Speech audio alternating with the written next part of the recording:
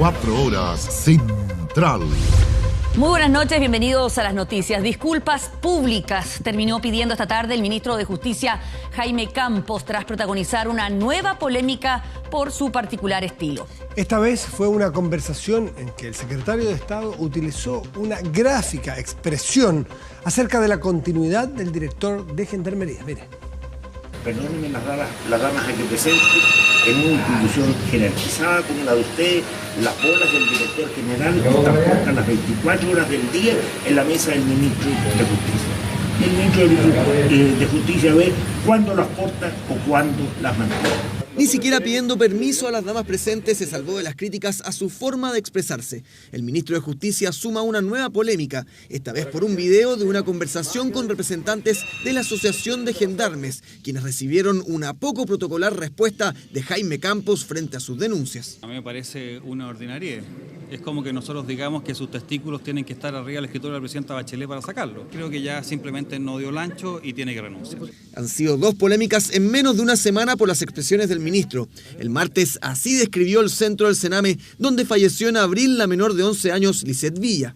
Tenía hartas más comodidades que las comodidades que yo tuve en el internado del Liceo Hombre de Talca. Parece ser un caballero con armaduras del siglo XIV que dice cosas que son extemporáneas, se encuentra en un punto delicado en que semana por medio tienen que enmendarle la plana. De hecho, quien enfrentó la situación frente a los micrófonos fue la vocera de gobierno. El ministro Campos me ha llamado por teléfono hace un momento atrás para hacer un reconocimiento de que esas declaraciones son totalmente, absolutamente inadecuadas. Está consciente de que estos dichos no corresponden, ¿no es cierto?, que son inapropiadas y por supuesto que el gobierno comparte ese juicio. Más tarde, a través de un comunicado, el ministro señaló lo siguiente sobre sus declaraciones. Quiero disculparme públicamente porque aquellas fueron inapropiadas y sé que no contribuyen al espíritu de colaboración que necesitamos y debemos cultivar. No han sido sus únicas polémicas. A mediados de diciembre, el ministro defendió a título personal la idea de dar beneficios por razones humanitarias a personas condenadas por crímenes de lesa humanidad. Todos esos delincuentes debiesen tener el derecho a morir en su casa por una consideración humanitaria. Este jueves, el diputado comunista Hugo Gutiérrez cuestionó la motivación del ministro para defender los beneficios carcelarios, revelando antecedentes de un proceso que vincularía al fallecido hermano de Jaime Campos, el teniente de la FACH Ángel Campos, con el asesinato de 4 personas y la tortura de otras 30. Él estaba en conocimiento de todas estas circunstancias. Él debió haber omitido pronunciamiento en pro de aquellos que, como su hermano, violaron derechos humanos. Campos asumió el 19 de octubre como ministro de Justicia. Su primer impasse fue su participación en ZMC Abogados, donde uno de los socios representa a una empresa investigada por las fallas informáticas del registro civil y en el que hay directa injerencia del ministro de Justicia. Es una comunidad de techo. Él representa a la presidenta Bachelet y sin duda que yo creo que él debería ayudar y colaborar a que al gobierno le vaya mejor. Un estilo que lo llevó a ser diputado por 4 años y ministro de Agricultura Ricardo Lagos por otros 6, pero que no ha encontrado una buena recepción en sus 2 meses como ministro de Justicia. Las bolas del director general están puestas las 24 horas del día. El gobierno aseguró transparencia en los gastos de campaña de la presidenta Bachelet. Esto ante la solicitud de información que hace 3 meses hizo el fiscal del caso Sokimich al Servicio Electoral en el marco de la investigación por delitos tributarios vinculados al financiamiento irregular de la política. Se van a cumplir 2 años desde que detonó el caso Sokimich, causa a la que se investiga el presunto financiamiento irregular de la política. Varias son las diligencias. Esta solicitud confirma oficialmente que el fiscal Pablo Gómez investiga la campaña presidencial de Michelle Bachelet. El 15 de septiembre de este año, el fiscal Pablo Gómez remitió al Servicio Electoral este documento. Es un oficio que se mantuvo en reserva durante al menos 3 meses. En este se solicita que se envíe al Ministerio Público la información respecto a los gastos electorales de su excelencia, la presidenta Michelle Bachelet Jeria, durante el periodo eleccionario del año 2013. En el documento se pide el detalle de gastos electorales rendidos o ingresados o aportes recibidos. Se solicita también una copia de la o las rendiciones de cuenta de gasto electoral en dicho proceso. En el punto 3 del oficio dirigido a la directora subrogante del CERVEL, Elizabeth Cabrera, se requiere copia de la o las resoluciones del servicio mediante el cual se aprobaron dichas cuentas. Por supuesto que toda la información está transparente, está debidamente entregada al servicio correspondiente, por lo tanto cualquier juicio respecto a aquello lo tienen que dar las instancias que corresponden. Desde el CERVEL confirmaron que en octubre pasado se respondió a la solicitud del fiscal por medio de un oficio reservado. Los querellantes sostienen que había antecedentes suficientes para realizar esta petición con anterioridad.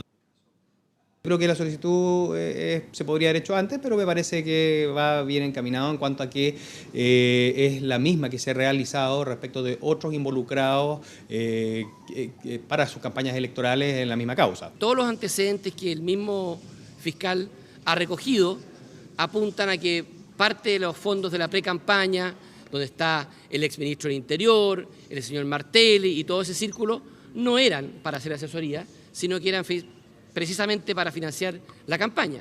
El pueblo sabe muy bien quién es ella y que la justicia haga su tarea. En otra causa también vinculada al financiamiento irregular de la política, Giorgio Martelli declaró en noviembre pasado. En esa comparecencia vinculó pagos de Ripley a la campaña de Bachelet cuando se le preguntó por los 50 millones que la empresa pagó a Credo, proveedora precisamente de la campaña de la mandataria. Son la alternativa a las marcas tradicionales y a las que están involucradas en el nuevo caso de colusión. Son pañales traídos desde fuera del país, mucho más baratos. Quienes los importan hace rato que veían un comportamiento extraño y colusivo en la producción nacional de pañales para niños e incluso se atreven a identificar un comportamiento similar en el mercado de los pañales para adultos mayores. No tienen grandes presupuestos para publicidad y ni siquiera están cerca de entrar a supermercados o farmacias. Son pequeños importadores de pañales que a pulso sacan adelante sus negocios. Ellos pertenecen al 5% que intenta competir contra el dominio de CMPC y Kimberly Clark, que en conjunto domina más del 70% del mercado. Al enterarme de la colusión... Que para mí no fue una sorpresa. La verdad no fue ninguna asombro. Se veía venir de que este pañal estaba con los precios excesivamente altos. Porque esto viene desde que yo comencé el negocio. Con 22 años en el rubro, Carmelo ha visto casi de todo. Al comienzo fabricaba sus propios pañales, luego intentó trabajar con una de las empresas coludidas, pero... Empezaron ellos vendiéndome mucho pañal, pero después con el tiempo los márgenes de los pañales eran muy pocos. Se los vendían muy caros. Sí, claro, me los vendían caros, entonces optamos por ya no comprarle más. Estas distribuidoras importan desde Estados Unidos. Padult es una alternativa y aquí un paquete de 46 unidades para un recién nacido cuesta 6.100 pesos. Samira y Siham importa la marca Dakis. Aquí un envase con 20 pañales cuesta 2.990. Pero ¿se atreven los papás a comprar estos productos? Sí, he pensado, pero de repente le hacen mal a los niños. Entonces uno se va como a la segura por esas marcas más conocidas. Creo sentido que con esto dura más.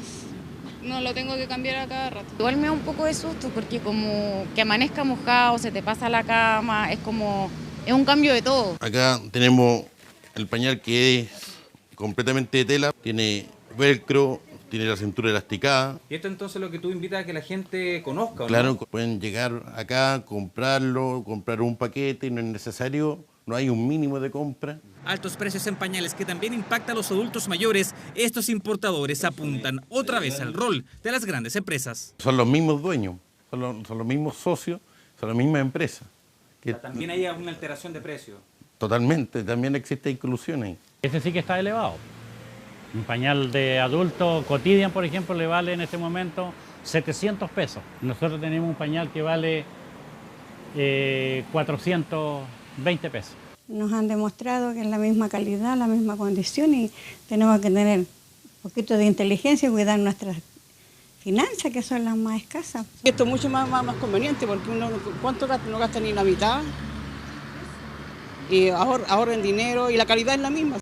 Alternativas que prometen ayudar al bolsillo y así aliviar uno de los gastos más altos de las familias. A veces por la falta de información no nos atrevemos, claro, a poner en riesgo a un niño o un adulto mayor a que se pasen, pero hay algunos paralelos o alternativos que son igualmente buenos. Vemos ahí el poder que tienen las marcas, que solo con su marca la gente está dispuesta a pagar. Bueno, y de eso se aprovechan los abusadores para coludirse, porque dicen, total, nadie mira el mercado, nos van a comprar igual, pongámonos de acuerdo. ¿Qué le parece? Bueno, Cambiamos de tema completamente, porque a un día del acto ecuménico en que exmilitares que cumplen condena en el penal Punta Peuco pedirán perdón por los crímenes cometidos, familiares de las víctimas de la dictadura protestaron encadenados en la catedral. Alegan por la participación de la Iglesia en esta ceremonia. El acto de mañana no lo organiza la Iglesia de Santiago. No, pero los católicos van y le cura, por ejemplo, hay varios sacerdotes de ustedes que van. Entonces, claro, disculpe. Pero no es oficial, no es un acto oficial. Se encadenaron a las bancas en medio de la misa, protesta silenciosa que sorprendió en plena Catedral Metropolitana, a 24 horas del acto ecuménico en el que exintegrantes del ejército, condenados por crímenes de lesa humanidad, pedirían perdón en el penal Punta Peuco. Este perdón mentiroso que pretenden hacer los militares, porque no tienen conciencia del daño que hicieron. Una liturgia a la que asistirán representantes de las iglesias católica, evangélica y anglicana, en la que el perdón nacería de al menos 8 condenados por delitos de lesa humanidad, entre los que se cuentan el exdirector asistente de la DINA Raúl Iturriaga Neumann, el otro era fiscal militar Fernando Torres Silva y Carlos Herrera, autor material del crimen de Tucapel Jiménez. Queremos exigirle a todas las iglesias que paren el show del perdón mentiroso, porque no nos han dicho dónde están. La Iglesia no está a favor de la impunidad. Que el acto que va a haber mañana en Punta Peuco es un acto privado. Aquí lo que estamos buscando es la paz, y más aún la paz interior de ambos lados. Qué mejor que estas personas que hicieron daño a ellos pidan perdón. Gesto que llega justo en medio del debate sobre si se deben otorgar beneficios a militares condenados y que padezcan una enfermedad terminal. Aquí ningún gesto de arrepentimiento puede estar ajeno a la entrega de la información. Evidentemente que pueden en el futuro, eventualmente, haber gestos como los que requieren las agrupaciones de derechos humanos. El acto privado comenzará a las 11 de la mañana de este viernes en el complejo penitenciario ubicado en Tiltil. Y polémica genera la construcción de un muro en medio de la playa Los Lilenes de Concón, en la región de Valparaíso. Aunque la municipalidad dice que no ha entregado los permisos para ejecutar estos trabajos, la Armada asegura que se trata de un recinto privado. Dividida en dos está quedando la tradicional playa Los Lilenes de Concón. Todo por este muro que se levanta en la arena, obra del nuevo dueño del terreno. Fueron los turistas quienes en redes sociales denunciaron la construcción. Recién ahí se enteró el municipio, la Armada y Bienes Nacionales, que ya fiscalizó el lugar. La playa es muy chica, entonces imagínate, le están quitando el 50% al usuario. Nosotros somos usuarios en el invierno. Y es un lugar como muy cerradito y es bueno cuando venimos con niños, es muy acogedora. Efectivamente el muro es una construcción exógena que no existía, lo que nos obliga a nosotros a poder determinar en primer lugar si corresponde o no, y segundo, si está invadiendo un bien nacional de uso público. Polémico muro que generó discusión hasta en el Congreso. Parlamentarios de la zona oficiaron a las autoridades para que se esclarezca esta situación. Quieren saber si el muro está en un terreno de uso público. Según la Armada, encargada de las concesiones marítimas, estaría todo en regla porque no es parte de la playa. Para el municipio su construcción igual implica un riesgo. El sector en que se encuentra el predio particular, este corresponde a una inscripción de dominio antigua de la década de 1930 aproximadamente y tiene como deslindes el Océano Pacífico por el sector poniente, por lo tanto este predio particular colinda con la línea de alta marea. Nosotros, por ejemplo, en ese cierre no podemos pasar parte porque si él demuestra que está dentro de su territorio, no lo podemos hacer. Pero sin embargo, el tipo de construcción sí lo podemos fiscalizar, y que tiene que demostrar que está dentro de los límites de su propiedad. Si no lo está, tiene que sacarlo. El municipio en horas de esta tarde confirmó la notificación para la paralización de las obras, mientras el dueño del paño, la sociedad Porto Alto, controlada por Abraham Zenerman, no quiso referirse a este tema por ahora. Aún no ingresan algún proyecto para estos terrenos, el que deberá ser aprobado por el Consejo Municipal, como lo establece la Ley Lorca en toda construcción que se levante en el borde costero. Para ellas, Navidad no es una fecha muy distinta a la de otros días del año. Marcela Fuentes y Andrea Cases dedican sus vidas a recoger perros de la calle, abandonados, heridos, enfermos o estigmatizados por su raza. Ambas mujeres encontraron su real vocación en el rescate de animales, una labor que consideran llena de humanidad. Nadie la quiere, la tengo en adopción hace mucho tiempo. Ellos se entregan en tus brazos y hasta el último aliento no despegan los ojitos de la mirada de uno. Esto es 3 veces al día. No es fácil llegar hasta la parcela de Marcela Fuentes en lo alto de la Florida. Ella y sus perros los reciben ansiosos. ¿Cómo están? Bienvenidos. En vísperas de Navidad, Marcela comparte su historia. Es rescatista de perros, pero no de cualquier tipo. Recibir perritos que están en una condición terminal o bien que tú sabes que nadie los va a adoptar. Ella, tras recuperarse de un cáncer, se ha dedicado a darles una muerte digna. ¡Ah, la Heidi! ¡Heidi! ¡Venga! En media hectárea cobija a su manada, especialmente aquellos que están en el ocaso. La gente los maltrata, les pega, o porque están viejos ya están inútiles. Entonces los tira a la calle. Y ahí empieza el trabajo. De su bolsillo los alimenta y protege. Ellos se entregan a su cuidado. Mira los besos, por favor. Mira los besos. Frodo fue mutilado de un ojo, arrastrado y abandonado. Se salvó de milagro y gracias a los cuidados de Marcela. Su tren posterior no respondía, toda su zona genital pelada. O sea, se ve que lo habían arrastrado. Y a punto de morir. Volvió a caminar y está listo para la adopción. ¿Sapita? ¿Ves? La Negri también espera dueño. Y nadie la quiere, la tengo en adopción hace mucho tiempo. Está esterilizada y no tiene absolutamente nada, solo que es mesticita. ¿Verdad, mamá? Y mientras ella espera, conocemos a Mao, un pitbull que fue duramente maltratado. Es un pitbull viejito, mi Mao. ¿Cierto, Mao? Y en eso transita Marcela, en la muerte de quienes fueron botados y agredidos por sus amos. Un tránsito en que ha perdido a muchos. Sí, la verdad es que se sufre harto, porque es un desapego para el que uno nunca está preparado. Un agradecimiento de los animales que llega en el momento del adiós. Y en el momento de morir es donde se produce la conexión máxima, porque ellos se entregan en tus brazos y hasta el último aliento no despegan los ojitos de la mirada de uno. Ella nos habla de otra amiga que recoge a una de las razas más peligrosas. Hola. Segura que no hacen nada, po. ¿Tienen mala fama los pitbulls? Mala fama, sí.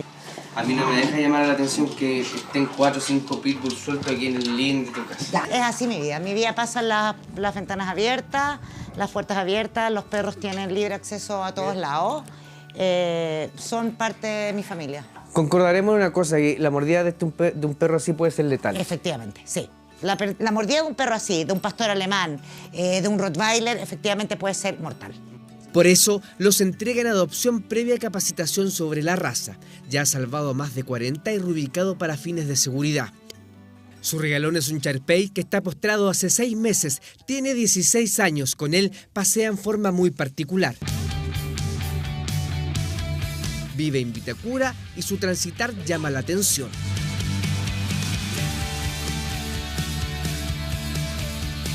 Gente de mi edad que tiene la situación económica privilegiada que yo tengo la suerte de tener, hace otras cosas, tiene otros intereses. ¿Cómo qué? Va al gimnasio, va a la peluquería, se hacen las uñas. Es súper mal visto lo que yo hago, en general. Ay, la loca a los perros, como que no te valoran. Te lo pregunto con mucho respeto, Sí. ¿te han llamado la loca a los perros? Sí, me han llamado la loca a los perros, sí. A Marcela y Andrea las separan 20 kilómetros y varias comunas, pero las une su amor por los perros. Una rescata y cuida una especie estigmatizada por el hombre, la otra da cobijo a quienes viven sus últimos años o buscan dueño. No necesariamente se fijen en la raza, no necesariamente se fijen en las condiciones en que está el perrito, porque todos aducen que lo que buscan es amor. Y eso los perritos lo dan de sobra, un amor que impulsa a Marcela y Andrea para seguir rescatando a los perros más vulnerables de la calle.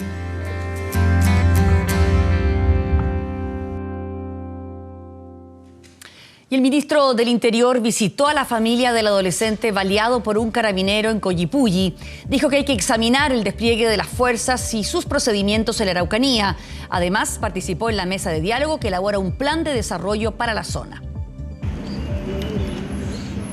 interrumpió su agenda la Araucanía para llegar a la clínica alemana de Temuco. El objetivo, visitar a la familia de Brandon de 17 años, el menor mapuche baleado por un carabinero el domingo en Collipulli. Fueron 20 minutos de conversación donde el ministro se refirió a críticas de sectores mapuche a una supuesta desproporción de la presencia policial en la denominada zona de conflicto. No se puede reclamar de que no haya presencia policial en algún lugar. Es conveniente que se examine, digo una vez más, el despliegue de las fuerzas y sus procedimientos. Procedimientos que el domingo pasado terminaron con un adolescente herido con más de 100 perdigones en su espalda. Brandon ha sido sometido a 3 intervenciones quirúrgicas y los médicos ya lo desconectaron de la ventilación mecánica. Le agradecemos su presencia, así que gracias. Como familia, el Estado debe reparar nuestro dolor con justicia. La familia quiere dejar en claro de que ellos, si bien son mapuches, no participan ni han participado en conflicto alguno de carácter. El ministro Fernández también se refirió a las declaraciones de Carabineros, que catalogó el hecho como un accidente, lo que ya había sido considerado poco prudente por el intendente regional. A mí me da la impresión de que fueron opiniones que se entregaron inmediatamente después de ocurrido el suceso, cuando las informaciones eran más bien confusas. Minutos después, la autoridad de gobierno lideró una de las últimas mesas de diálogo de la Araucanía, Comisión Asesora Presidencial, que está pronta a entregar conclusiones. Este va a ser un insumo, sin duda, para una serie de decisiones que el gobierno desea implementar para una propuesta mucho más global respecto de la Araucanía. Las expectativas son altas, pero corresponden a la naturaleza de la mesa. El ministro también se reunió con los generales de Carabineros para analizar las medidas de seguridad dispuestas en la zona. Internacional. A 3 días del atentado en Berlín, el mercado de Navidad, donde se produjo el atropello masivo, reabrió ya al público, pese a que el agresor aún no es detenido. En medio de la búsqueda, las críticas a la vigilancia de inteligencia crecen y además el debate sobre las políticas hacia los refugiados mantiene a Alemania dividida. El berlinés hace así y la vida sigue. Esa es la mentalidad aquí.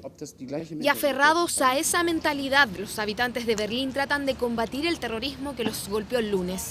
No está en sus planes doblegarse ante el miedo y por eso este jueves reabrieron estos locales. Cuando vi el camión, yo pensé que era un accidente. No solo Axel lo pensó, sino todos los que vieron cómo este camión arrasaba con la multitud que visitaba el mercado de Navidad más popular de Berlín. Después de un ataque así es hermoso ver que la gente es fuerte, que continuamos, que nadie se detiene y que seguimos adelante. Aquí ya no hay música por respeto a las víctimas y en medio de ese silencio, las fuerzas de seguridad siguen más alerta que nunca porque el autor del atentado que dejó 12 muertos sigue suelto. Anis Amri, un tunecino de 24 años, es el presunto protagonista del ataque reivindicado por el Estado Islámico. Rastros de huellas dactilares se detectaron en el exterior del camión, en la puerta del conductor y en la carrocería. En base a eso, suponemos que Anis Amri controlaba el camión y una orden de detención europea pesa contra él. Amri habría robado el camión para luego asesinar a su conductor antes de lanzar la máquina contra la multitud. Todo 5 años después de haber sido rescatado por la Guardia Costera italiana en Lampedusa, estuvo 4 años preso en Italia por robo y luego llegó a Alemania. Su asilo había sido rechazado, pero Túnez bloqueó su expulsión.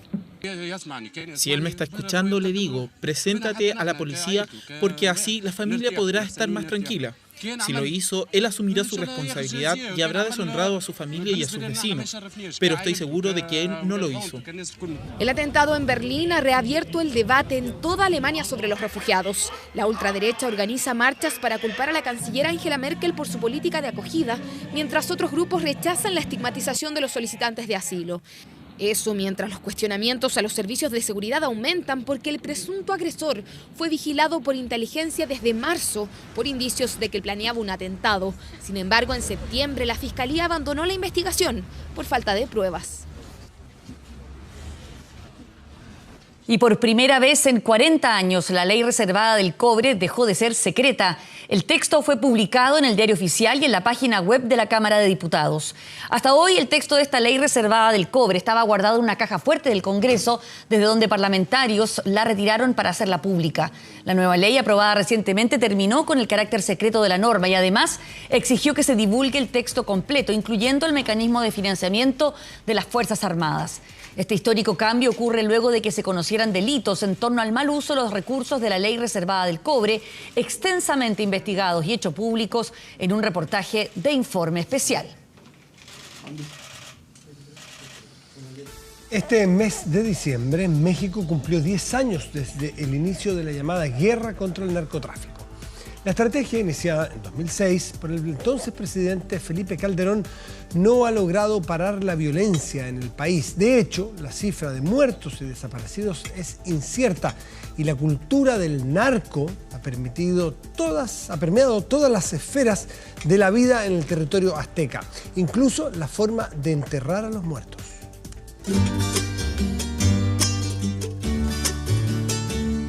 No es un secreto que el estilo de vida de los narcotraficantes mexicanos nada tiene de austero, pero hace una década nadie lograba vaticinar que ese estilo excéntrico llegaría hasta los cementerios.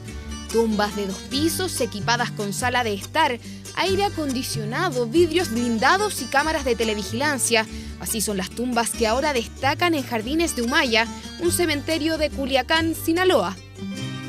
Pues es una manifestación, ¿no?, del poder que han tenido en vida, como si esto a ellos los transportara con ese mismo poder a la eternidad. Y pues por otro lado, pues también una manifestación de las carencias que tuvieron cuando niños, cuando jóvenes, ¿no? No solo llegan a tener vitrales con ángeles o imágenes de Jesucristo de pie en sus techos, en esta época también incluyen árbol de Navidad. Al caer la noche, las luces de muchos de estos mausoleos se encienden de manera automática y cuentan con sistema de alarma. En sus muros fotografías, pero sin nombre que los identifique. Hasta $290,000 pueden llegar a costar estas lujosas tumbas departamentos, convertidas ahora en símbolo de la llamada narcocultura que ha florecido en el país azteca en la última década y que se entrelaza también con lo religioso en una nación profundamente devota. No son pocos los mexicanos fieles a Jesús Malverde, un criminal que según la leyenda robaba a los ricos para darle a los pobres, una especie de santo popular al que sus devotos llevan billetes de varios países y notas de agradecimiento. Habemos mucha gente pobre que aquí estamos en su cumpleaños, el día de él, y no por eso vamos a ser narcos. Entonces, todos estamos aquí pidiéndole milagro. El narcotráfico va permeándose con una comunidad, con una cultura tradicional, y a la hora de estos tiempos, pues ya estamos prácticamente con dificultades para apreciar dónde termina una y dónde comienza la otra. Y es que la cultura del narco ha tomado espacios en todas las esferas de la vida mexicana. No es extraño en este país escuchar hablar desde narcos zoológicos a los famosos narcocorridos.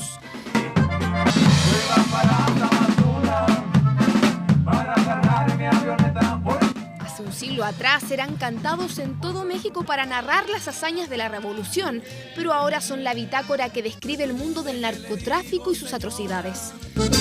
Que está más que confirmado que sí era el Chapo, pero usted no se preocupe, que pronto van a soltarlo. Algunos gobiernos locales han prohibido la difusión de esta música por la naturalización que puede provocar, sobre todo en la población más joven, por la apología que hacen del delito. Si bien es cierto, esto no es una solución, sí viene a ayudar un poco. Un poco en una batalla que esta semana ya cumplió una década. En diciembre de 2006, el presidente Felipe Calderón le declaraba la guerra al narcotráfico, sacando a las calles al ejército para combatir el crimen asociado a las drogas. Una estrategia que después de todo este tiempo, muchos declaran un rotundo fracaso. Y es que las cifras han crecido tanto que algunos expertos señalan que la cantidad de muertes producto del narco es incalculable debido a la gran cantidad de desaparecidos, por lo menos 30.000 en la última década. En el periodo de gobierno de 5 años de Felipe Calderón se registraron 5.000 asesinatos vinculados al crimen organizado. En los 4 que lleva Peña Nieto se contabilizan casi 68.000 homicidios. Pese a los diversos operativos que se han implementado por el Ejército, la Marina y la creación de unidades policiales especializadas, 3 estados continúan siendo focos rojos del crimen: Guerrero, Sinaloa y Chihuahua. A principios del año 2006 existían 4 grandes grupos criminales en territorio mexicano. Ahora hay 9 carteles.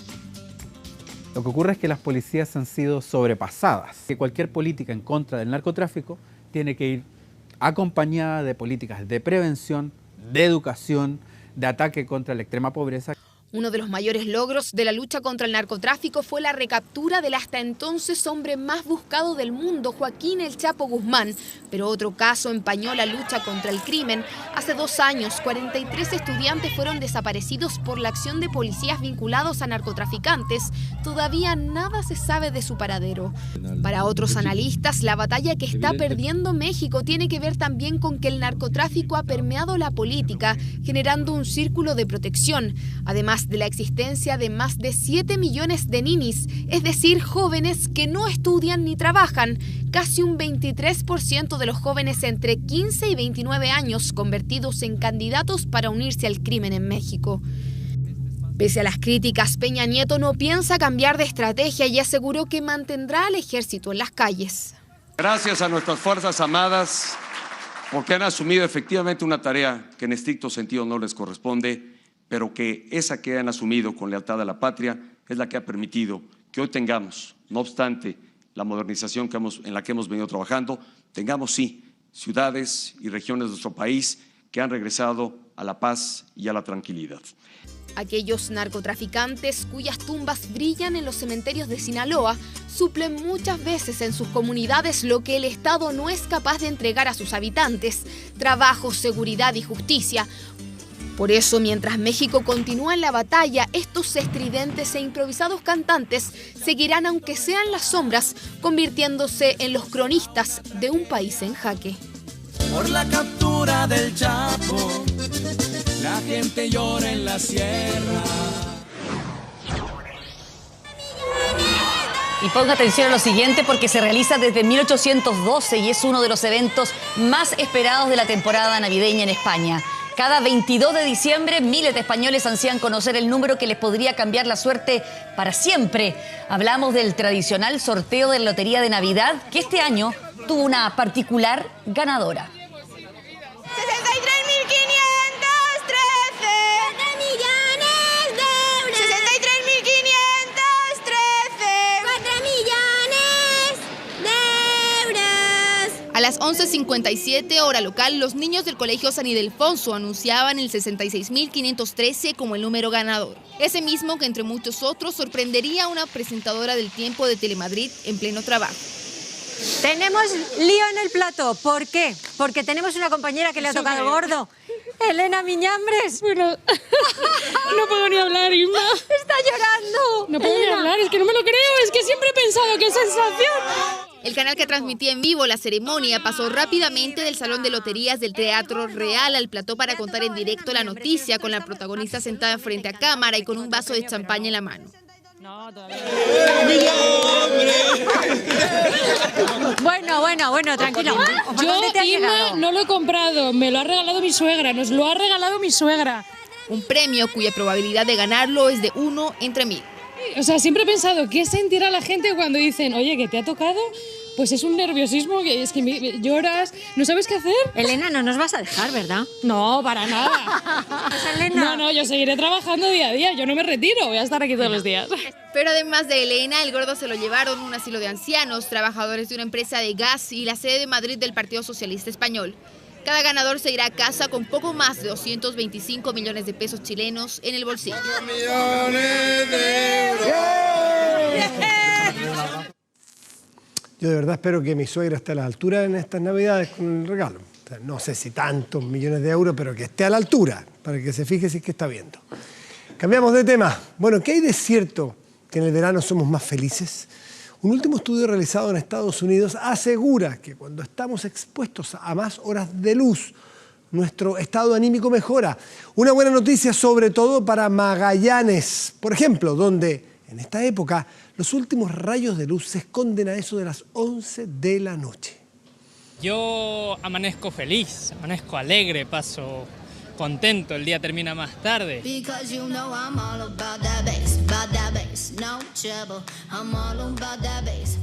¿Somos o no más felices en verano? ¿Cómo nos afecta la luz? ¿Y qué hay del calor? Algo sucede en esta época del año que nos hace sentir mejor, por lejos, más optimistas. De todas maneras. Bueno, salir a la playa, ir al campo. Sí, ayer mis compañeros de trabajo estaban felices, tranquilos, salimos a compartir un rato después de la pega. La felicidad, Y ahí está la clave, en esta época de mejor clima somos más activos, florece la iniciativa propia. El periodo de luminosidad es más amplio, por lo tanto te invita a la actividad. Hay algo que pasa ahí, que se liberan neurotransmisores que nos permiten estar con más disposición a hacer cosas. Y desde el punto de vista social, se da el fenómeno que la gente empieza a salir. La amistad, las relaciones de parejas, la entretención, todo se hace más evidente cuando hay más horas de luz. De hecho, un reciente estudio de la Universidad Brigham Young de Estados Unidos demostró que el largo de la luz solar en un día tiene mayor influencia en el estado anímico de las personas. En Punta Arenas, la luz por estos días es soberbia. De hecho, el pasado miércoles fue el día más largo, con 15 horas de luz. El sol mostró sus primeros rayos a las 4 de la mañana. Todavía había luz pasada las 11 de la noche. Los turistas fascinados. La luz, siempre la luz. Me gusta mucho cuando es siempre la luz. Allá en esta época es oscuro, o sea, se oscurece a las 6 de la tarde y amanece a las 7 de la mañana, o sea, tenemos poca luz. Pienso que 20 horas en el verano es genial. Tendré más tiempo para poder ver todo. Pero a la luz se suman varios factores más. Yo creo que más que nada por la fecha de relajación, que ya sienten que viene el verano, que vienen las vacaciones. Sí, el verano con el calor uno se motiva más. Uno se motiva y se vuelve más positivo. Y hay un punto a favor que tenemos los países del hemisferio sur, a diferencia del norte. Tenemos verano y año nuevo, dos pájaros de un tiro. Empieza uno como que el año nuevo empiezan cosas nuevas. Siempre pienso que el año que viene va a ser mejor que el que pasó. El 1 de enero está comenzando el año y eso tiene una alta incidencia en los niveles de optimismo o pesimismo. O sea, se comienza el año, cuando uno comienza y comienzas con vacaciones. ¡Qué mejor escenario! Pero esta época de mucha luz y buen clima, donde todos andan activos y con mejor ánimo, puede ser muy riesgosa para los que son proclives a la depresión y los suicidios. Y se empiezan a dar cuenta que en el verano o en la primavera empieza a pasar cosas desde lo social, empiezan a darse ciertos fenómenos. Ellos se sienten apartados, se sienten fuera, se sienten solos. Es el cara y sello del verano, ese que ya comenzó hace 24 horas, una época que invita a andar más alegre, con más ganas y con más energía.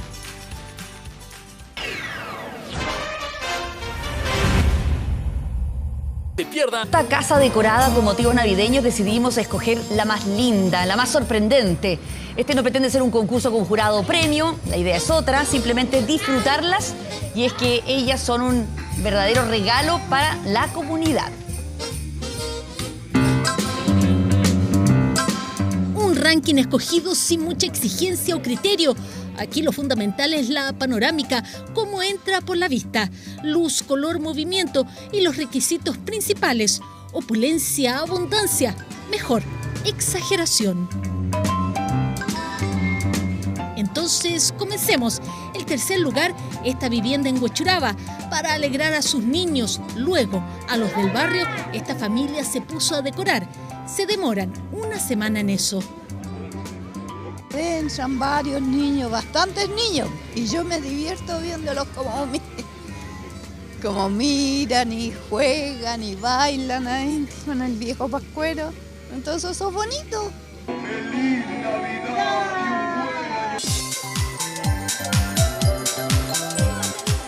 Radiante, colorida, estas viviendas de Talcahuano se quedan con el segundo puesto. Todos los años este pasaje se agranda en detalles, crece su fama. A diario los visitantes llegan para registrar su resplandor.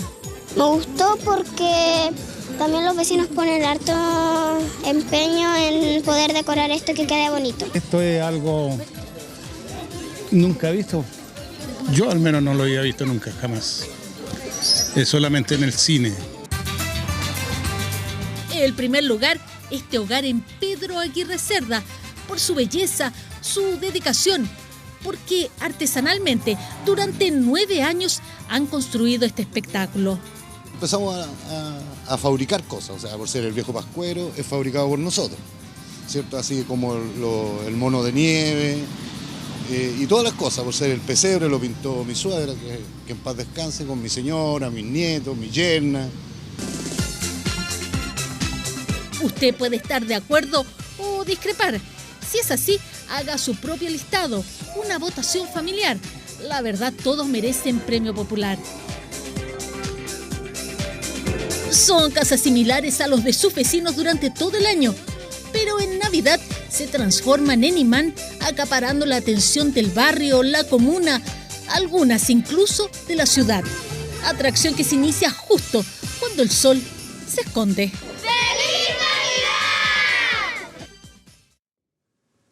En todo caso, si aún está en la búsqueda del regalo perfecto y no quiere dar algo material, una buena opción es la experiencia de un concierto en vivo. Justin Bieber, Soy Luna, Bryan Adams, Elton John, más de 40 alternativas ofrece la cartelera musical. ¿Cuáles son sus valores?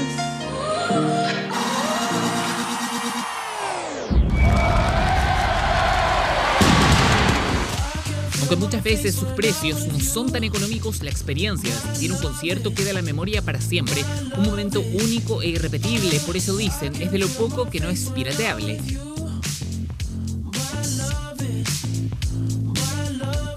Los conciertos igual como que uno los recuerda, sobre todo si va con alguien como importante para uno. Cuando te regalan una fotografía, un recuerdo, algo que es más emotivo que algo material. De verlo ahí frente a frente, eso es lo bacán. Más de 30 artistas, entre ellos el último show de Jorge González, ofrece la 4ª versión de la Cumbre del Rock Chileno. Encuentro en el Estadio Nacional el próximo 7 de enero. Una cartica que yo guardo donde te escribí, este sueño que te quiero tanto. Carlos fue el gran ganador de los Grammy, yo diría que la está rompiendo con el hit de la bicicleta. Y Jesse Joy, que tiene 2 casinos hoy día confirmados. Mientras que Carlos Vives se presentará el próximo 10 de febrero en el Teatro Caupolicán, Jesse Joy estará el 4 y 5 de ese mes en el Casino Monticello y en el Enjoy de Viña, respectivamente.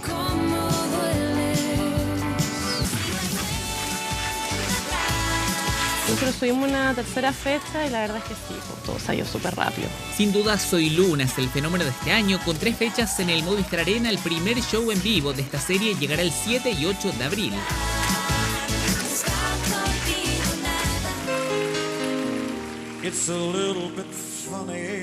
De la música anglo llegará el 10 de abril Elton John y James Taylor al Movistar Arena. El 17 tocará en el mismo lugar Bryan Adams.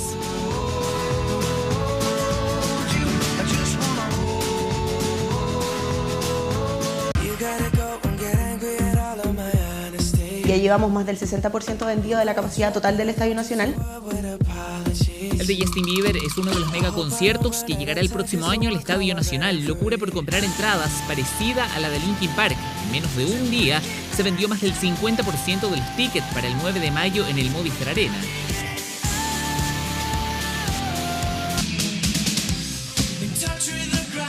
Opciones para regalar en Navidad que se suman al Lollapalooza el próximo 1 y 2 de abril en el Parque O'Higgins. La experiencia de la música en vivo de Decir para Siempre.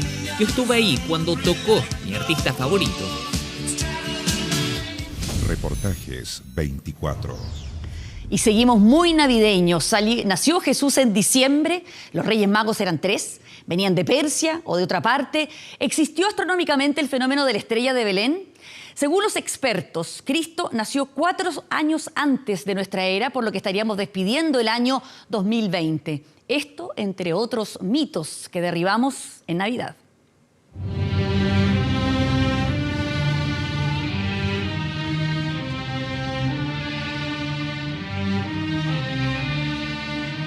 Los cristianos no tenían ni tienen ahora idea de cuándo nació Cristo.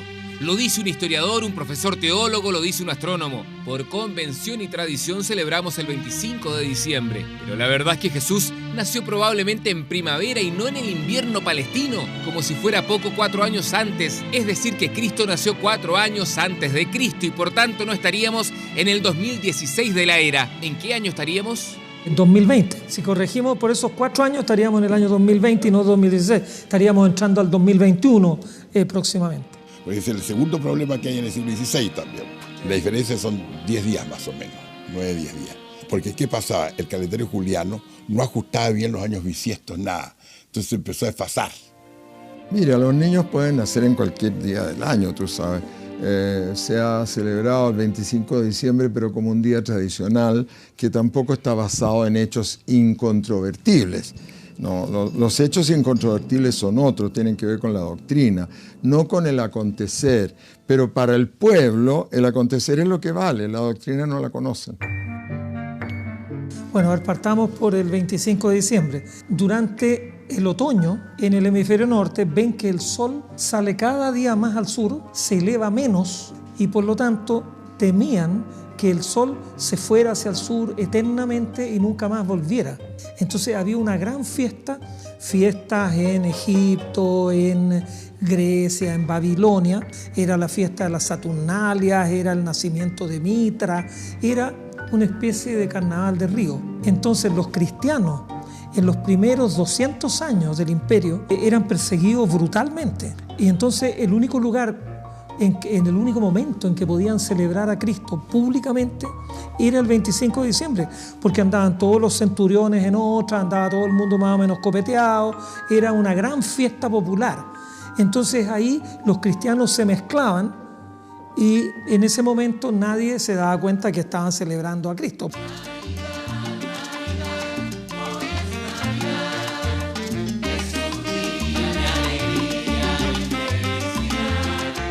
A ver, no se sabe la fecha exactamente, no hay ninguna manera de saberlo, pero el solsticio de invierno marca un momento en todas las culturas, el de verano también, y por lo tanto se aprovecha de saludar al sol o de saludar el curso de las estrellas o de saludar al frío o al calor. Pero no, ya fijar la fecha yo creo que es absolutamente imposible. Acuérdate que todo esto se transmitió oralmente, porque los pueblos en esa época no sabían ni leer ni escribir. ¿Quiénes sabían leer y escribir? Las castas sacerdotales, que eran bastante reducidas, las castas administrativas, bajo el Imperio Romano sobre todo, y algo sabían los comerciantes o mercaderes para llevar más bien cuentas que escritura. Por lo tanto, todo el relato ha sido oral. Y se transmitió en la misma forma todo el relato de la religión judía, el relato de la religión cristiana, el relato de la religión islámica, que fueron puestas por escrito muchas veces, a veces siglos después. Aunque también hay opiniones más optimistas que cifran el nacimiento de Jesús 7 meses antes del que celebramos hoy. Más o menos creen entre abril y mayo, porque en el fondo, si los pastores están afuera cuidando las ovejas, en el pleno invierno no creo que hayan estado, en pleno invierno, comienza el invierno ya. Debe de haber sido un momento de un clima agradable. En diciembre hace frío en Belén y por lo tanto no correspondería a la descripción que se hace del clima que hay en diciembre. Por las descripciones se piensa que podría ser en primavera, también podría ser en otoño.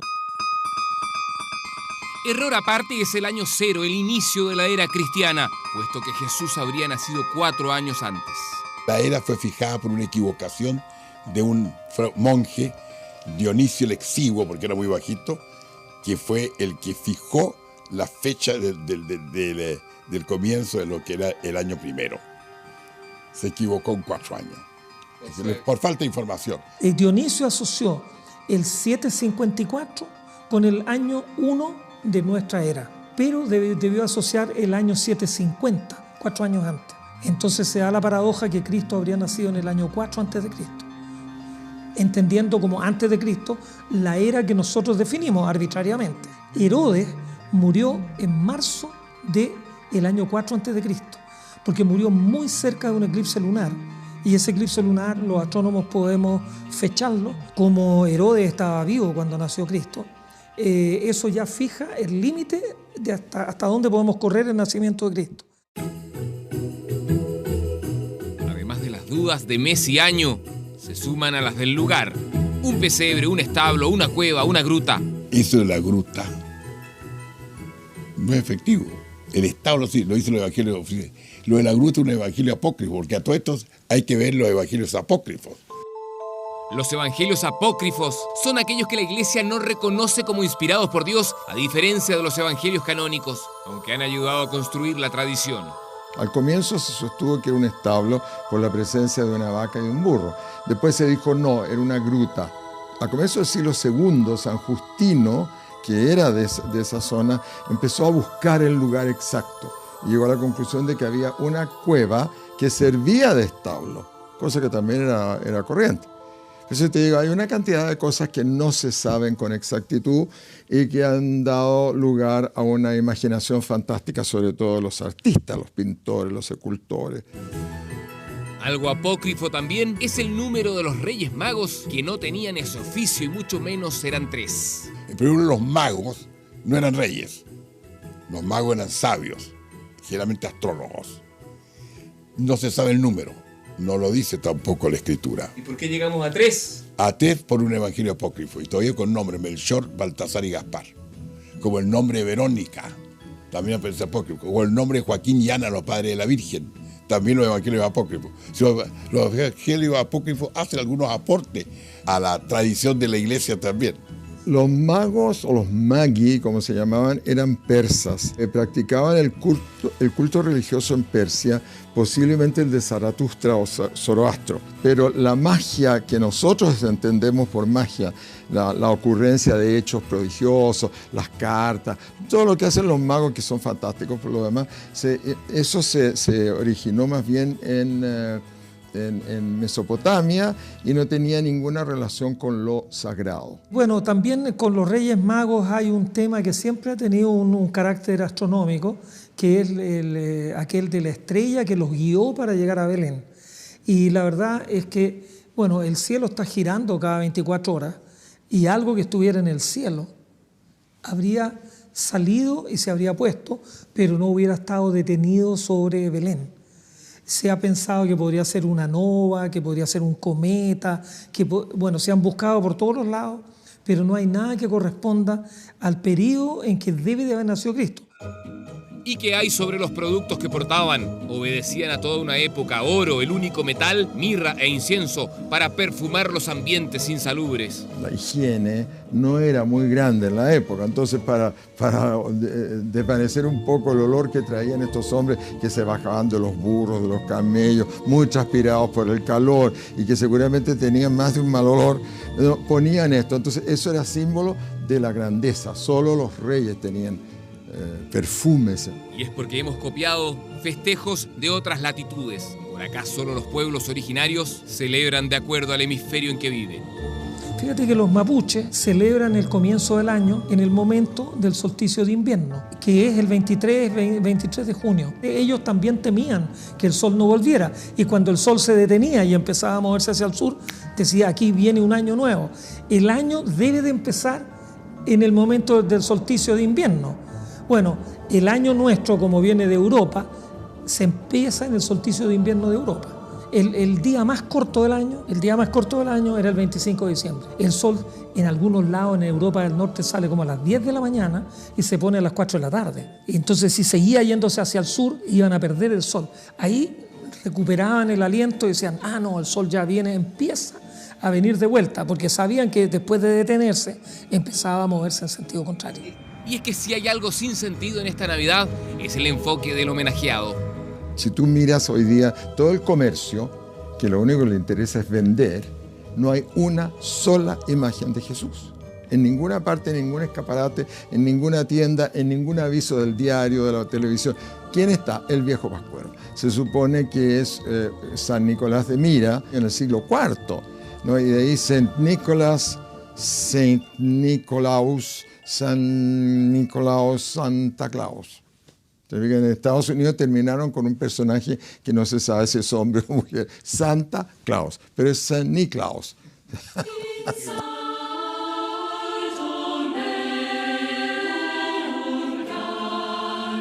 Como haya sido, la Iglesia escogió un día para cristianizar una fiesta pagana, que el catolicismo en todo caso tiene como fecha más importante la de la muerte y no la del nacimiento de Jesús. Interpretaciones que hoy nos permiten a todos cerrar el año y reflexionar. Hasta aquellos que no creen, como el profesor Massa, que no distingue entre ser agnóstico o ateo. Los materialistas, los que tienen otros credos, los que no piensan con sentido escatológico la vida, tienen en Navidad una buena excusa para ser mejores personas, que al final es lo único que cuenta.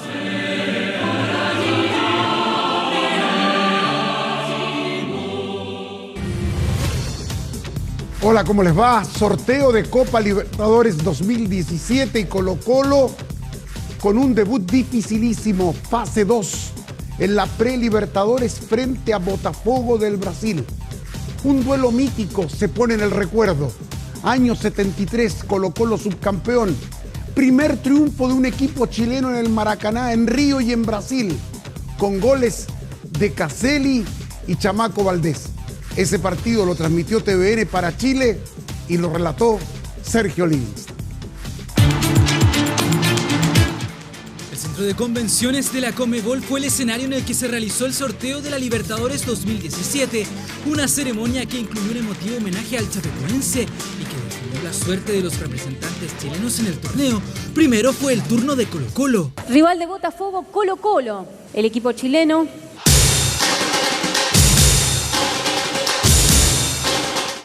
Los albos se enfrentarán al Botafogo, el conjunto de la Estrella Solitaria, que recientemente finalizó quinto en el Brasileirao, un duelo que tiene un único y recordado antecedente histórico. Inmediatamente nos fuimos al Colo-Colo 73, el primer equipo chileno de la historia que gana el Maracaná, con 120.000 personas, donde el 60% de los jugadores de ese equipo eran de la selección del Mundial del 70. El 6 de abril de 1973, Colo-Colo visitó al Fogao en el Maracaná, en el duelo de ida de una de las llaves del triangular clasificatorio a la final, en un encuentro que fue tildado como atípico, porque los albos eran amplios dominadores, lo cual quedó reflejado en este inédito relato de Sergio Livingston. Bien Valdés, bien Valdés, bien Valdés, gol, gol de Valdés. Un excelente tiro de derecha de emboquillada de Valdés, ahí conciliábolo, no sabemos qué se cobró. Iturralde no sanciona gol. No estaba fuera de juego y se lo anularon y esto perjudicaba a Colo-Colo, pero Colo-Colo estaba para grandes cosas. A pesar del gol mal anulado, el cacique siguió controlando el partido y poco a poco forjó un resultado histórico para el fútbol chileno. Con un Maracaná casi mudo, que enmudece a los 31 minutos del segundo tiempo, Mario Galindo, o sea, la Chamaco me la da, me abro de pierna, la toma en negro más, la mete entre los centrales, que eran los centrales de la selección. Le gana en velocidad y se la cruza a Wendel, que era el arquero de Botafogo, y logramos el 1-0. En una noche inspirada, Carlos Caselli se matriculó con un golazo y minutos más tarde recibió una falta en el área que fue sancionada como penal. Carga por detrás. Valdés, tranquilo, va a la pelota, tira y convierte. Y que incluso antes del partido no teníamos tanta confianza que todos en el camarín decíamos, esta noche vamos a hacer historia nosotros. Y la verdad que nos teníamos confianza y logramos hacer historia.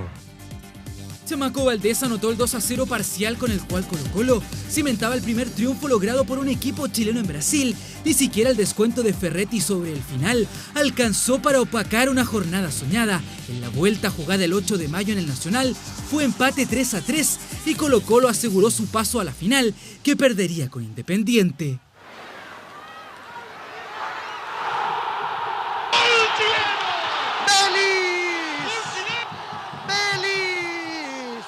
Ese ha sido también uno de los mejores goles que he hecho, no en su concepción técnica, sino que la importancia del gol, eso era, que nos llevó a una final de una Copa Libertadores, que después es otra historia, que nos robaron, y otra historia. Ambos rivales se volverán a ver las caras por segunda vez en la Libertadores 2017. La llave se disputará durante los primeros días de febrero y si es que los salvos se imponen, deberán enfrentar la fase 3 ante el vencedor del duelo entre Olimpia y el ganador del partido entre Deportivo Municipal de Perú o Independiente del Valle. Recién sorteando esos dos desafíos, accederían al grupo 1 de la Copa, integrado por Atlético Nacional, Estudiantes de La Plata y Barcelona de Ecuador. Qué linda historia aquella del Maracaná con el relato de Sergio. Pero vamos a ver qué es lo que pasa con este año 2017. ¿Cómo está el panorama en el papel complicado para los equipos chilenos? A ver, ya sabemos lo de Colo-Colo. Vamos a partir repasando lo que ocurre en la segunda fase de la etapa previa. Son 3. Colo-Colo frente a Botafogo, primero en Maracaná. Si Colo-Colo salta esta llave, en la última etapa clasificatoria o pre-Libertadores, podría tener como rival a Independiente del Valle del Ecuador, a Municipal de Perú o a Olimpia de Paraguay. Hay otro equipo chileno que participa en la pre-Libertadores, que es la Unión Española, que tiene un rival más accesible, es Cerro de Montevideo del Uruguay. Si los rojos de Santa Laura con Palermo a la cabeza saltan esta llave, eventuales rivales del paso siguiente para ir a los grupos: Montevideo Wanderers, The Strongest de La Paz y Universitario de Sucre, Bolivia. En los grupos ya directamente clasificados hay 2 equipos chilenos: el bicampeón Católica, que tiene el grupo de la muerte, con San Lorenzo de Almagro de Argentina, Flamengo de Brasil, y por allá podría ser otro brasileño, Paranaense, o bien Millonarios de Colombia. Todo complicado. Iquique, un grupo mejor, con Gremio de Brasil, Guaraní de Paraguay, Zamora de Venezuela y el equipo chileno, que seguramente será local en Antofagasta o Calama. Es lo que está por definir la dirigencia del club iquiqueño. Esto es lo que pasa con la Copa Libertadores. Cuando en Universidad de Chile se viven horas decisivas, ¿se va o se queda Johnny Herrera? Es uno de los temas en el momento en que está virtualmente confirmada la presencia de Ángel Guillermo Hoyos, actual técnico de la selección boliviana, como nuevo entrenador de la U.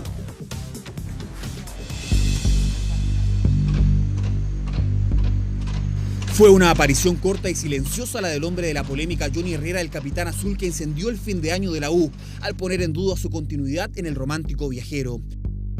Sus declaraciones a El Mercurio, donde señaló que le planteó la directiva azul su intención de salir de la U, pusieron en alerta a la dirigencia, que este jueves salió a descomprimir en algo el agitado ambiente en el CDA. Yo he conversado con él, la intención del club siempre ha sido que él continúe con nosotros. Eso es la postura de nuestro directorio y nuestra idea no ha cambiado y eso es lo que esperamos. El último gran referente azul, un ídolo con un perfil también incendiario, explosivo en sus declaraciones, que terminaron por distanciarlo con la dirigencia comandada por Carlos Heller. No sé si en algún lado del mundo tener 2 técnicos fue exitoso. El tema de los jugadores cabrones no nos gusta. Aquí no mandan los jugadores, aquí mandamos nosotros como directores. Vamos a parar un poco el tema de tanto hablar. Su futuro se resolverá de aquí al 2 de enero cuando vuelva al plantel de vacaciones. Everton llamó a la puerta del arquero, que en días que pueden ser decisivos prefirió expresar sus sentimientos en redes sociales. Jornada de mucho movimiento en el CDA, porque además del tema de Herrera se negocia la contratación del nuevo entrenador. De hecho, la directiva cerró las opciones solo a 2 nombres. Ángel Hoyos y Ariel Holland son los 2 candidatos, aunque el actual seleccionador de Bolivia lleva la delantera porque tiene como principal valedor al propio Carlos Heller. Técnico argentino de 53 años, ha dirigido en 12 clubes, fue campeón con el Bolívar y su nombre ya había sido propuesto en años anteriores para dirigir al cuadro azul. Sí, hay avances, estamos en las etapas finales de decisión y lo antes posible comunicaremos la decisión final. La U y un fin de año nada tranquilo, con un técnico casi listo que tendrá la dura misión de sacar al club de la crisis y ordenar un plantel que de golpe puede quedarse sin su capitán, el jugador más ganador de la historia de los azules. Seguramente mañana se va a conocer el nombre del nuevo entrenador. Hoyos dispuesto a sacar del hoyo a la U. Y la situación procesal del expresidente de la ANFP, Sergio Jadue, se complica. Ya hace más de un año que vive en los Estados Unidos y el fiscal Carlos Gajardo ha anunciado la solicitud de formalización en ausencia por delitos tributarios y apropiación indebida. Los delitos tributarios pueden convocar a la extradición, la cual va a ser solicitada a Estados Unidos. Pero esto va a ocurrir después de la sentencia en tribunales norteamericanos que se espera para el 16 de junio del año 2017. Escuchemos al fiscal en cuestión. Cuando una persona se encuentra fuera del país, lo que corresponde para poder iniciar una investigación formalizada en su contra es solicitar esta formalización en ausencia, que es lo que da inicio a un proceso de extradición. Para que la extradición pueda efectivamente concederse, va a tener que estar previamente resuelta su situación en Estados Unidos. Es importante además dar como antecedente, me parece, que entre Chile y Estados Unidos existe un tratado de extradición bastante antiguo, de comienzos de 1900, y que han habido procesos de extradición exitosos en nuestro país referidos a imputados por delitos de carácter tributario. En la cancha, en el ámbito internacional, Chile tiene 2 compromisos para el próximo mes de enero. La Copa China, amistosa, que juega la selección adulta con jugadores locales fundamentalmente, y el Sudamericano Sub-20 de Ecuador, que es clasificatorio para el Mundial de Corea y que pone a prueba a la generación de recambio del fútbol chileno.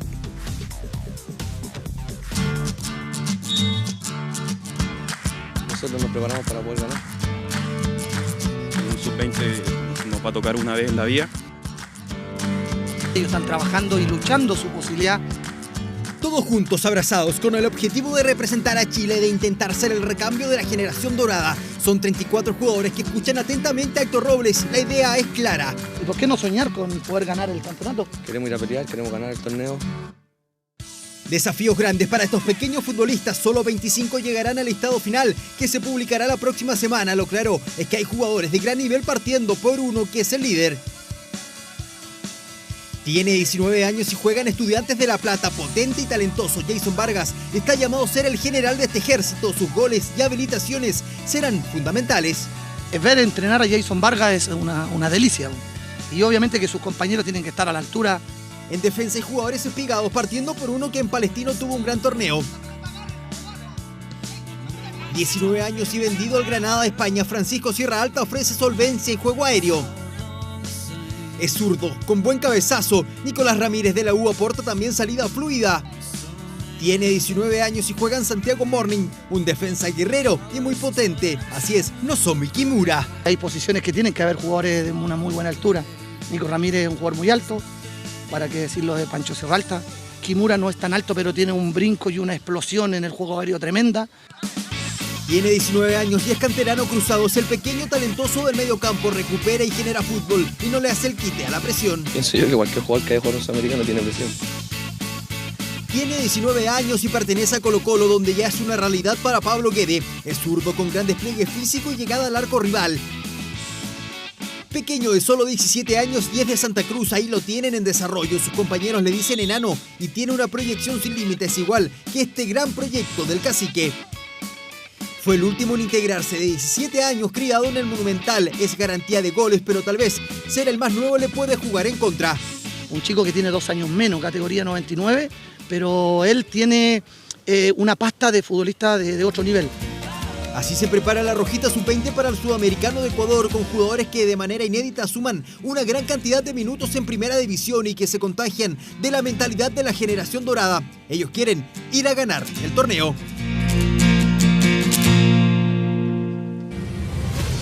Y la generación dorada ha culminado el gran año 2016 poniendo a la selección chilena en un lugar histórico en el ranking de la FIFA. Observemos la tabla, Chile está en el 4º lugar. Miren ustedes, ranking mundial, final del año 2016. Primero Argentina, segundo Brasil, tercero Alemania, 4º Chile. Hay un hecho para destacar, entre los 10 primeros del ranking 5 países sudamericanos. Este cuarto lugar es la mejor posición histórica de Chile desde el año 2006. Ahora hemos tomado este lapso. Observen ustedes la progresión. Bielsa llega el 2007, hay una baja el 2012 y con Sampaoli comienza de nuevo el repunte que nos convoca ahora al cuarto lugar. Durante el 2016 incluso la selección chilena logró estar en el lugar número 3. Miren ustedes lo importante que pasa con el fútbol. Y en la gimnasia hay problemas serios. No quieren que el tipo que hizo de este deporte algo importante en nuestro país. La gimnasia se lo debe todo a este señor, a Tomás González. Pero en la gimnasia, los poderes que administran este deporte no quieren que Tomás González sea presidente. Se postuló y perdió. Y va el lunes de nuevo. A lo mejor va a perder, porque a estos poderes enquistados por años en la federación, que muchas veces incluso querían impedir que González participara en campeonatos internacionales, siguen al frente de la federación. Tomás González en el salto más difícil de su historia. Algunos dicen que hay un conflicto de intereses porque es deportista y no puede ser dirigente a la vez. Dejémonos de tonteras. Ojalá que Tomás González, un tipo decente, se ponga al frente del deporte federado, en este caso de la gimnasia. Escuchemos a los protagonistas de este lío que afecta al deporte chileno. Nosotros lo primero que averiguamos y nos informamos de que no hubiesen problemas o algún tipo de estatuto que impidiese que un gimnasta fuese presidente de una federación. No existe nada para que esto no ocurra. Y como lo dije anteriormente, bueno, yo la verdad es que como deportista he cumplido con todo lo que me he propuesto. Tengo claro que puede que deje de lado unos meses o algún semestre de mi carrera deportiva en pro de iniciar una nueva federación. Yo repasaría un poco eso, haría un poco más de apertura, ¿ya? O invitaría a otras personas a participar, porque si no se puede encontrar nuevamente con que le digan que no. Nosotros lo primero que averiguamos. Es complicado hacer y promover el deporte en Chile. En el tenis hay problemas. El chico Ricardo Sosto, de 16 años, el arquero, le dedicaba irónicamente el premio a una profesora de Arica que decía: yo no acepto que se dediquen a hobby, no sabía que el tiro al arco es un deporte. Cuesta harto todo acá en nuestro país. Así es, pues, y el tema ¿por qué a Tomás González no se le permite? ¿Cuál es la verdad de la milanesa? La verdad de la milanesa, lo dije en el desarrollo de la nota, hay un poder instalado en la federación que no quiere soltar el mando. Está claro, más. Pero tarde o temprano toma de tiempo que se resquebraje eso y Tomás González que se ha ganado en la pista la autoridad. Gracias, don Pedro. Buenas noches. Buenas noches. Gracias, Pedro.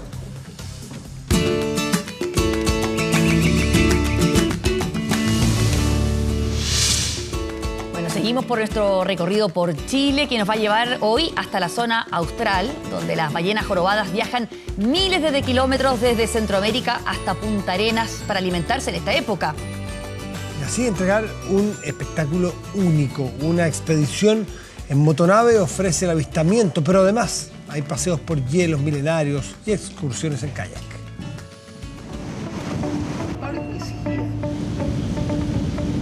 Expedición por lugares prístinos e inhóspitos que comienza al sur de Punta Arenas. Desde la capital de Magallanes nos trasladamos cerca de 55 kilómetros para embarcarnos en el Forrest.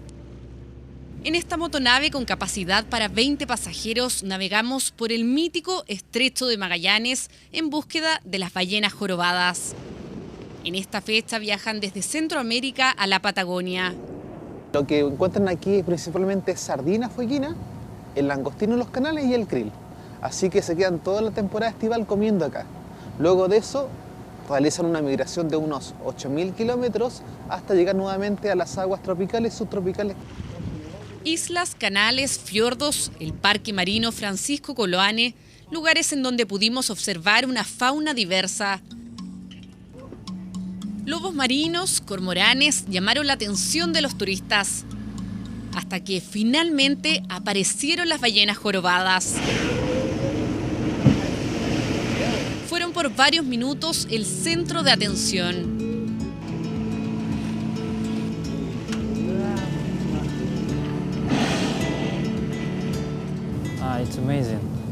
Es asombroso, demasiado salvaje, mucha naturaleza y estoy feliz de haber venido ahora. Las ballenas son muy hermosas. Una vez en la vida tienes la posibilidad de ver algo tan hermoso. Las hembras pueden alcanzar los 16 metros de largo y los machos son un poco más pequeños. Tuvimos la suerte de ver incluso su cola, que es como su huella digital. La ballena que vemos ahora es la ballena jorobada, que a diferencia de muchas otras es una ballena costera. O sea, es una ballena que tiene contacto con la gente, es una ballena carismática. Es hora de dejar las cámaras por un momento. A bordo de la motonave prepararon un delicioso plato de cordero. Las comidas y bebidas están todas incluidas. Muy bueno. Me encantó. Sí, sí. Es delicioso, muy bueno y muy variado. La tripulación es muy gentil. Y como las condiciones climáticas lo permitieron, viviremos una experiencia nueva. Realizamos una excursión, pero a bordo de un kayak. Los nervios quedan atrás después de ver este hermoso paisaje. Nos encontramos navegando en la isla Santa Inés, de fondo el imponente glaciar Sarmiento, más atrás el glaciar Helado. Son las bellezas naturales que ofrece la expedición Fitzroy. Los paseos en kayak están incluidos en este viaje, una experiencia que hay que celebrar. Otra visita obligada de esta ruta es la caminata por estos hielos milenarios. Salud por el debut del kayak de Alejandra. Mi sorpresa más grande fue saber que muy poca gente conoce estos glaciares. Supe de ellos accidentalmente por internet. Es muy inspirador. Si miran detrás mío, podrán entender por qué. Una aventura de 2 noches y un día a bordo de esta embarcación que tiene cabinas dobles y cuádruples. Hay bar abierto durante todo el viaje. El precio por persona va desde los $650, unos 427.000 pesos. Las ballenas espectaculares y realmente les recomiendo este lugar. Con una fauna que indudablemente llama la atención y que tampoco es posible encontrar en otros lugares en la cantidad de variedad que encontramos acá. La temporada de ballenas se extiende hasta mayo. Aún puede vivir esta mágica experiencia en Magallanes, una que combina paisajes milenarios, hielos cuaternarios y una cuota de adrenalina.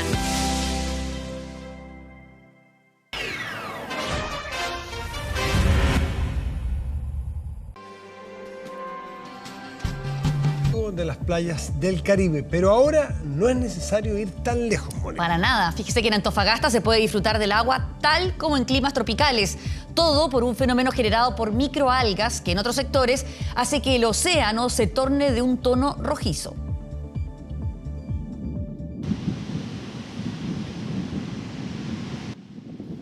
Es la clásica postal de alguna isla paradisíaca, de aguas turquesas y calmas, de aquellas que precisamente en verano promocionan las agencias de turismo. Pero no se equivoque, este lugar está más cerca de lo que cree. No es el Caribe, sino Antofagasta. Hace varias semanas que un extraordinario colorido experimenta el océano, que se torna más intenso conforme pasan los días. Aguas de tono turquesa y calipso que llaman la atención de los veraneantes.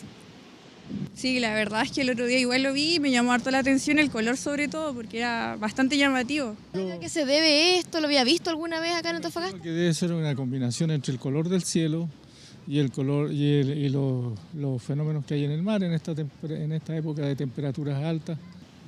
El fenómeno se percibe con mayor fuerza al norte de la ciudad. Sin embargo, hacia el sur, el panorama es completamente diferente a raíz de la aparición de enormes manchas rojizas en el mar. Supongo que hay marea roja, tiene que haber pasado algo. Es que todo el año está así, todo el año salen como las microalgas y el mar se pone feo. Efectivamente, las manchas rojas corresponden a grandes brotes de microalgas, un fenómeno usual, aunque no se había dado con tanta intensidad y tiene directa relación con el cambio de color de las aguas. Toda esta materia orgánica comienza un proceso de descomposición y en ese proceso de descomposición hay agotamiento de oxígeno, se produce ácido sulfídrico, ¿no es cierto?, que dan por resultado estos colores que nosotros estamos viendo, especialmente el color turquesa. Un fenómeno natural que está en pleno desarrollo. Según los expertos, lo más probable es que de un momento a otro el mar vuelva a su color normal. Por ahora, no queda más que disfrutar de estas bellas postales y de las playas que por estos días presentan aguas más cálidas del usual.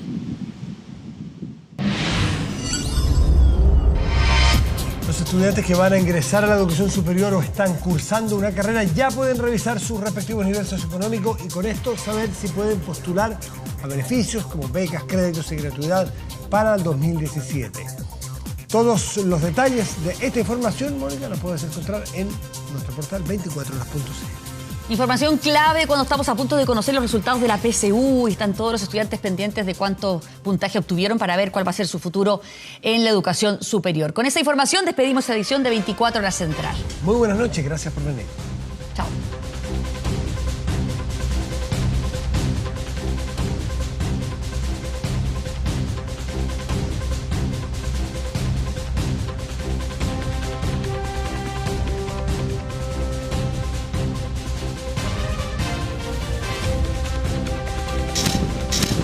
Con el auspicio